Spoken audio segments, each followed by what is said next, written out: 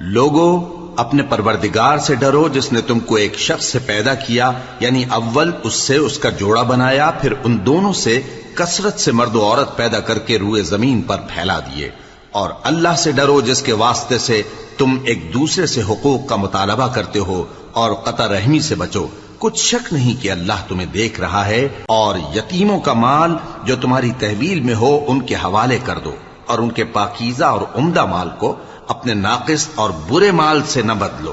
اور نہ ان کا مال اپنے مال میں ملا کر کھاؤ کہ یہ بڑا سخت گناہ ہے۔ اور اگر تم کو اس بات کا خوف ہو کہ یتیم لڑکیوں کے بارے میں انصاف نہ کر سکو گے تو ان کے سوا جو عورتیں تم کو پسند ہوں، 2 یا 3 یا 4 ان سے نکاح کر لو۔ اور اگر اس بات کا اندیشہ ہو کہ کئی عورتوں سے انصاف نہ کر سکو گے تو ایک ہی عورت سے نکاح کرو یا باندی سے تعلق رکھو جس کے تم مالک ہو، اس طرح تم بے انصافی سے بچ